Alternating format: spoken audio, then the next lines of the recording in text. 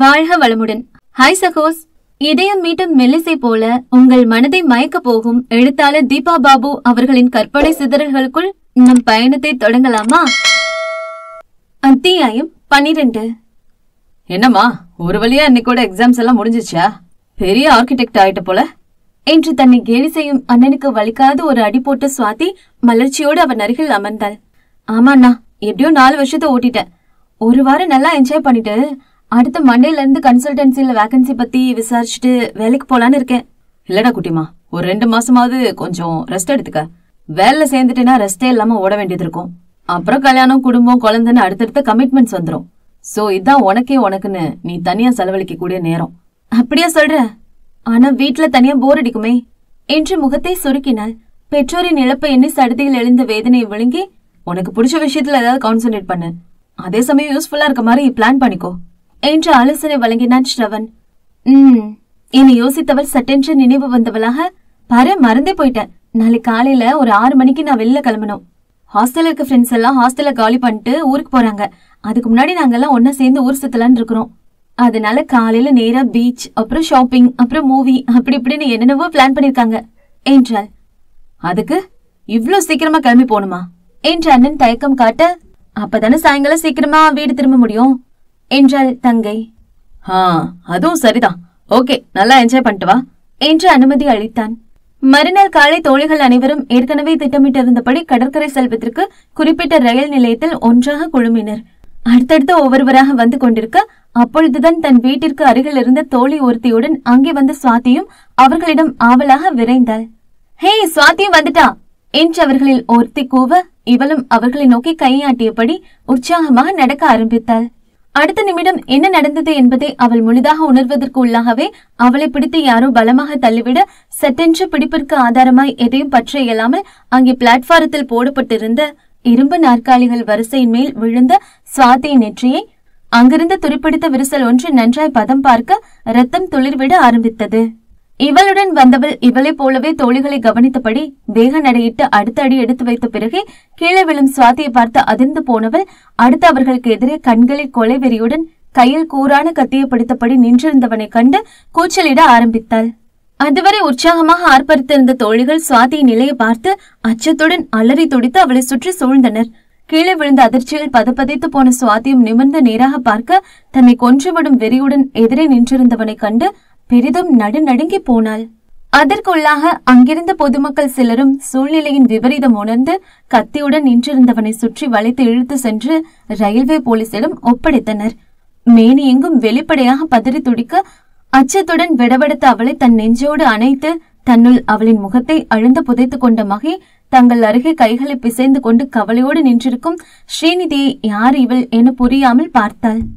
அப்பொழுது, நீங்க தானே சுவாதியை பிடிச்சு கீழே தள்ளிவிட்டது என்று எதிரே தன் குழுவுடன் நின்றபடி தோழிகள் இருவரின் வரவையும் பார்த்திருந்த ஒருவள் பயத்துடன் வினவினாள். ஆமா, அந்த ஆள் ஸ்டேஷனுக்கு வெளியே ஒதுக்குப்புறமா இந்த பொண்ணை குத்தி கொள்ள போறதா யார்கிட்டயோ போன்ல பேசிட்டு இருந்தான். நான் ஷேர் ஆட்டோல இறங்கி பின்பக்கமா நடந்து வந்ததால அவன் என்ன கவனிக்கல. ஒரு பொண்ணு கொல்ல போறான்னு எனக்கு ஒரே பதட்டமாயிருச்சு. அதான் யாரை எச்சரிச்சு யாரை காப்பாத்துறதுன்னு எனக்கு ஒண்ணும் புரியல. போலீஸ்க்கு கால் பண்ற அளவுக்கு நேரம் இருந்துச்சுன்னு எனக்கு தெரியல. அதனால எப்படியும் அவனை பின்தொடர்ந்தா, அதான் எப்படியும் அவனை ஃபாலோ பண்ண சம்பந்தப்பட்ட பொண்ணை எப்படியாவது காப்பாத்திடலாம் நினைச்சுதான் அவன் பின்னாலே இங்க வந்த. இங்க நீங்க நிறைய பேர் இருக்கவும் இதுல அவன் சொன்ன சுவாதி யாருன்னு எனக்கு தெரியல. அப்பதான் நீங்க சுவாதின்னு கத்தவும் பதிலுக்கு இந்த பொண்ணு கையசைக்கவும் அடையாளம் தெரிஞ்சது. அதுக்குள்ளர அவனும் பக்கத்துல வந்துட்டான். அவனை தடுக்க முடியுமோ என்னவோ நினைச்சுதான் இவங்களை தூர தள்ளிவிட்டேன் என்றாள் ஸ்ரீநிதி. உடனே அவள் கையை இறுக பற்றி கொண்ட சுவாதியின் தோழி, ரொம்ப நன்றி. உங்ககிட்ட வேற என்ன சொல்றதுனே தெரியல. விஷயத்த காதுல கேட்டதுமே உங்களோட மத்த வேலையெல்லாம் விட்டுட்டு இவளுக்காக காத்திருந்து இவளோட உயிரை காப்பாத்திருக்கீங்க. உங்களை எப்படி பாராட்டுறது? Really really you are great என்று கண்ணீர் விட்டாள். இல்ல பரவாயில்ல என்ன ஸ்ரீநிதி சங்கோச்சப்பட, உங்களுக்கு தெரியாது, அந்த ஸ்கவுண்டரல் எங்களோட தான் காலேஜ்ல படிக்கிறான். லாஸ்ட் 2 வருஷமா அவளை காதலிக்கிறான். இவ காதலிக்க மாட்டேன்னு சொன்னதுனால இன்னைக்கு அவளை கொல்ற அளவுக்கு துணிஞ்சிட்டான் ரஸ்கல் என பல்லை கடித்தாள் மற்றொருவள். அவன் போன்லயும் அதுதான் சொல்லிட்டு இருந்தான். காலேஜ் முடிஞ்சிருச்சு, இதுக்கப்புறம் அவன் சம்மதிப்பான்னு எனக்கு தோணல. எனக்கு கிடைக்காதவ வேற யாருக்கும் கிடைக்க கூடாதுன்னு வெறித்தனமா பேசவும் தான் எனக்கு ரொம்ப பயமாயிடுச்சு என்றாள் கவலையுடன். என்று தோழி ஆமோதிக்கும் பொழுதே சத்தமாக வெடித்து அழ ஆரம்பித்தாள் சுவாதி. அவளின் வேதனை புரிந்த மற்றவர்கள் கண்கள் கலங்க, ஹே சுவாதி என்றவளை நெருங்கி எப்படி எப்படியோ சமாதானப்படுத்தி பார்த்தும் அவளின் கதறல் சற்றும் குறையவே இல்லை. மகியை நெஞ்சிலிருந்து சற்றும் தலையை உயர்த்தாமல் அவளோடு ஒன்றியபடி கதறுபவளை கண்டு அருகில் வேடிக்கை பார்த்திருந்த பெண்மணி ஒருவர்தான், ஏமா புள்ள ரொம்பவும் பயந்து போயிருக்க மாதிரி தெரியுது, முதல்ல வீட்டு கூட்டிட்டு போங்க என்று அறிவுறுத்தினார். அதுதான் சரியான முடிவெடுத்தவர்கள் அவளை மெதுவாக எழுப்பு கிளம்பவும், யாராவது 2 பேர் நடந்த பிரச்சனை பத்தி போலீஸ்ல கம்ப்ளைண்ட் பண்ணுங்கம்மா, இது மாதிரி வெறி பிடிச்சு சுத்துறவனுங்களை எல்லாம் சும்மா விடக்கூடாது, வாங்க நானும் உங்களோட வரேன் என்று முன்வந்தார் அங்கிருந்த பெரியவர் ஒருவர். அவருக்கு நன்றி தெரிவித்துவிட்டு 2 தோழிகளை தவிர மற்றவர்கள் சுவாதியுடன் அவளது வீட்டிற்கு கிளம்பி சென்றனர்.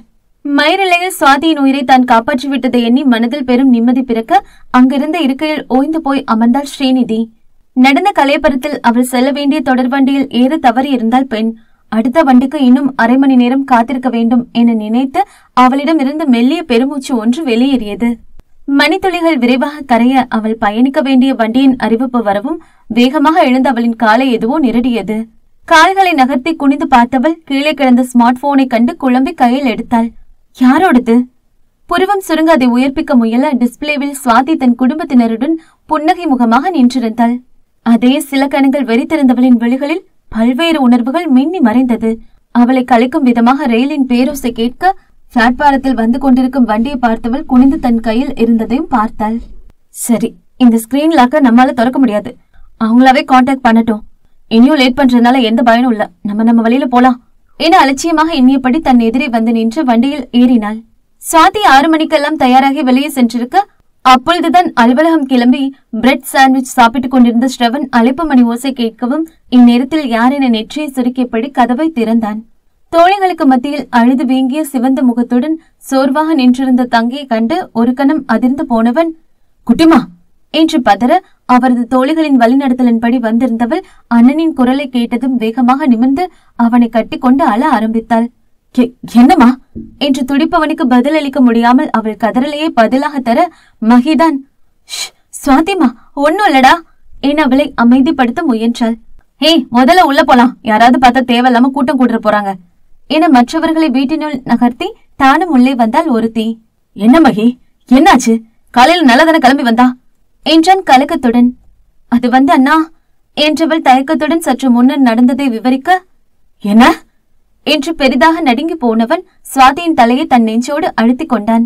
தன் மார்பில் புதைந்து மேலும் மேலும் கண்ணீர் உகுத்துக் கொண்டிருப்பவளை சமாதானப்படுத்த கூட தோன்றாது எத்தனை பெரிய ஆபத்திலிருந்து இவள் தப்பி வந்திருக்கிறாள் என்பதே அவன் மனதில் மீண்டும் மீண்டும் ஓட அவனுமே சில நிமிடங்களுக்கு ஸ்தம்பித்து விட்டான்.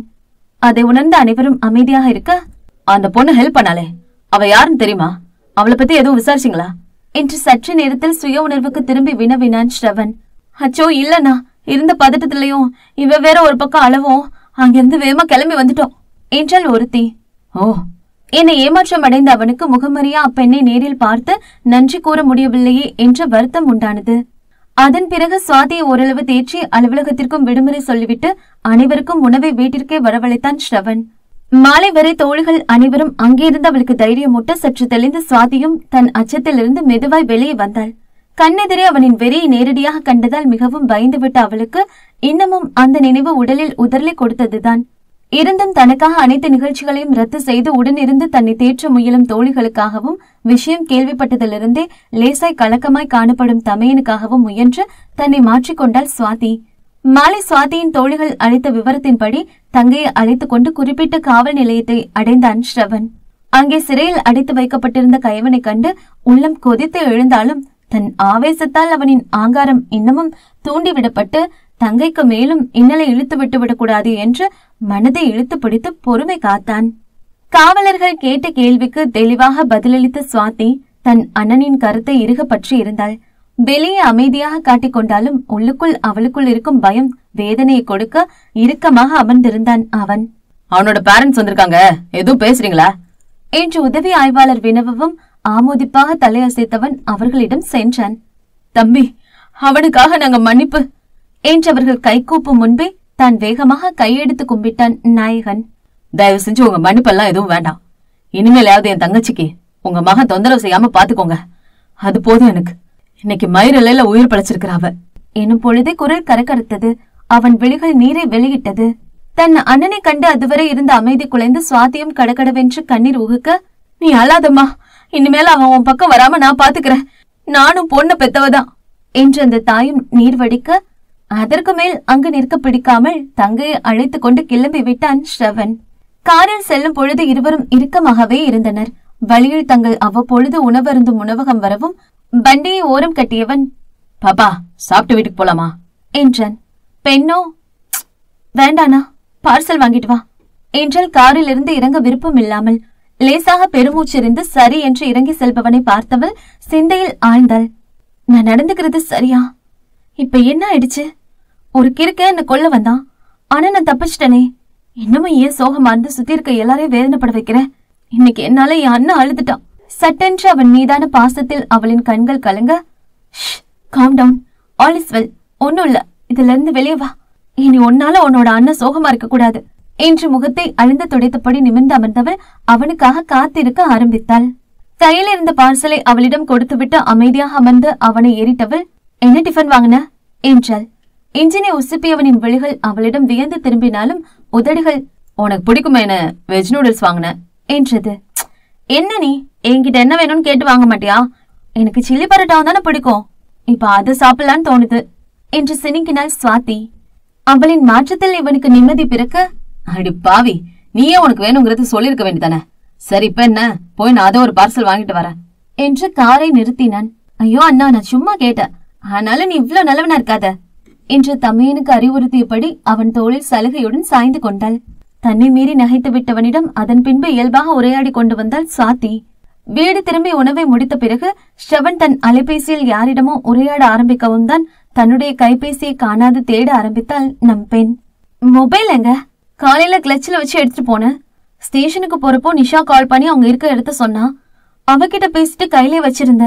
ஓ காட், நான் கீழே விழும்போது எங்கயோ விழுந்துருச்சு போல.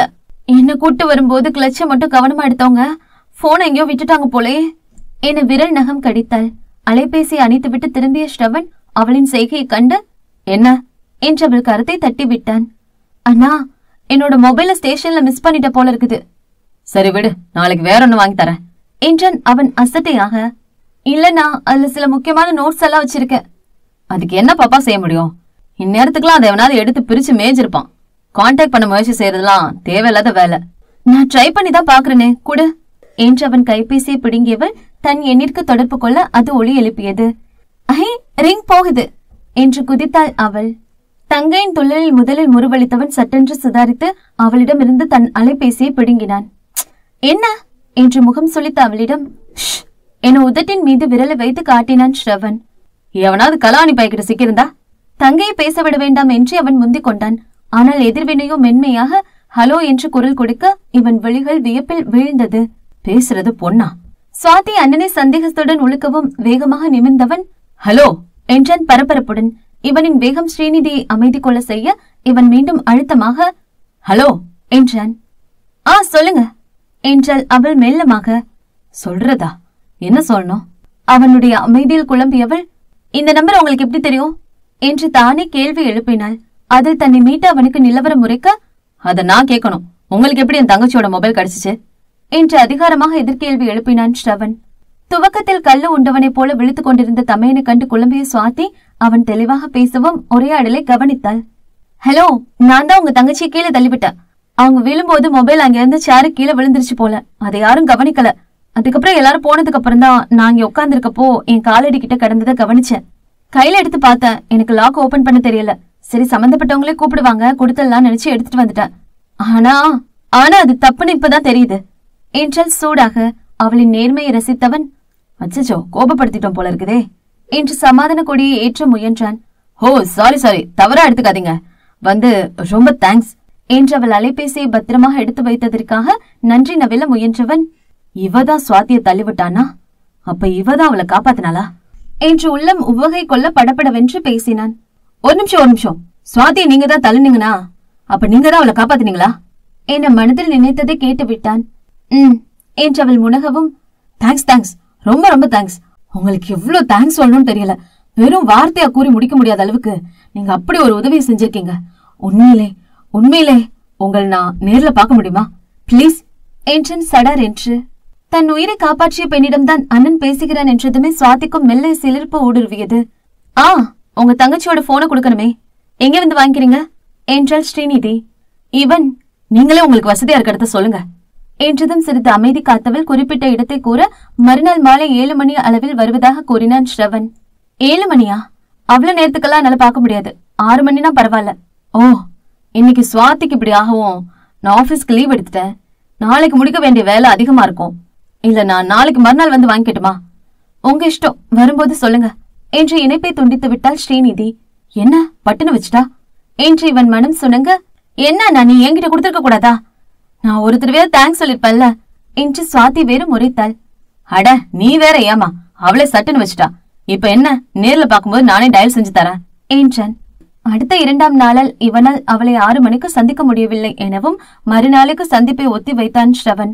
ஏனோ அவள் குரலை கேட்டதிலிருந்தும் அவள்தான் தன் தங்கையை காப்பாற்றியவள் என்கிற விவரம் தெரிந்ததிலிருந்தும் இதுவரை முகம் பார்த்து அறியாத அவள் மீது இவனுக்கு ஒருவித ஈர்ப்பு தோன்றியது.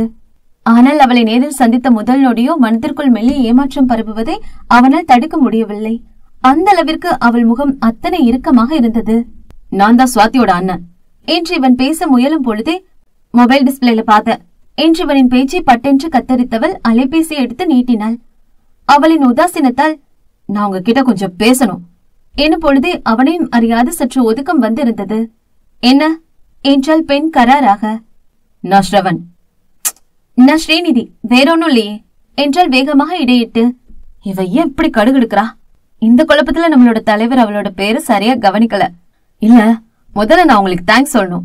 இந்த உலகத்துல எனக்குன்னு இருக்குது என் தங்கச்சி மட்டும்தான். அவ மேல நான் உயிரே வச்சிருக்கிறேன். அப்படிப்பட்டவளை நீங்க தான் எனக்கு காப்பாத்தி கொடுத்துருக்கீங்க. உங்களுக்கு வெறும் வாய் வார்த்தையில நன்றி சொன்ன பத்தாது. உங்களோட இந்த உதவிக்கு நான் என்ன செஞ்சாலும் ஈடாகாது. நீங்க என்ன தடுமாறி விட்டு, நான் அப்படி சொல்றதால தயவு செஞ்சு நீங்க செஞ்ச ஹெல்ப்ப கீழே மதிப்பிட்டுதான் நினைச்சிடாதீங்க. நீங்க செஞ்சிருக்க உதவி விலை மதிப்பில்லாதது. அதுக்காக நான் என்னனாலும் செய்ய தயாரா இருக்கிறேன். உங்களுக்கு ஏதாவது தேவை இருந்தா தயங்காம கேளுங்க. ஆனா தயவு செஞ்சு மறுபடியும் சொல்றேன், இது தவறா மட்டும் எடுத்துக்காதீங்க என்று ஸ்ரவன் அந்நேரம் மிகுந்த உணர்வு குவியலாக மாறியிருந்தான். ஸ்ரீநிதியிடம் செய்த உதவிக்கு நன்றி என சொல்ல ஆரம்பித்தவன் ஏதோ ஒரு உணர்ச்சி வேகத்தில் தங்கையின் நிலையை கற்பனையில் கொண்டு வந்து கலங்கி போய் நிகழ்ச்சியோடு பேசிவிட்டான். அவன் முகத்தையே சில நிமிடங்கள் உற்று பார்த்தவள், உங்களுக்கு இருக்கிறது தங்கச்சி மட்டும்தாங்கிறீங்க, அப்போ உங்க அம்மா அப்பா என்று கேள்வி எழுப்பினாள். ஸ்ரவன் முகத்தில் மெல்லிய இருள் படர, இப்ப உயிரோட இல்ல எனும் பொழுது ஸ்ரீநிதியின் முகத்தில் மெல்லிய வெளிச்சம் பரவியது. எதுவும் பேசாமல் ஏதோ சிந்தனையில் ஆழ்ந்திருந்தவளை ஒரு நிமிடம் புரியாமல் பார்த்தவன், இவ இப்பதாவது பேசுவாளா இல்ல நம்ம கிளம்பிடலாமா என்றுதான் குழம்பி நின்றான். உங்களுக்கு கல்யாணம் ஆயிடுச்சா என்று தன் கேள்வியால் அவனை திடுக்கிட்டு விழுக்க செய்தாள் ஸ்ரீநிதி. தனக்குள் ஏற்படும் சலிப்பை அவள் சிரமப்பட்டு மறைப்பது அவளுடைய மாறு முகபாவனையில் நொடிக்கு குறைவாக என்றாலும் தெளிவாக இவன் பார்வையில் விழுந்தது. உங்களுக்கு கல்யாணம் ஆயிடுச்சான்னு கேட்டேன். தற்பொழுது மனம் முழுவதும் சிலந்தி வலை பின்னலிட, இல்ல என்று குழப்பத்துடன் பதிலளித்தான் ஸ்ரவன்.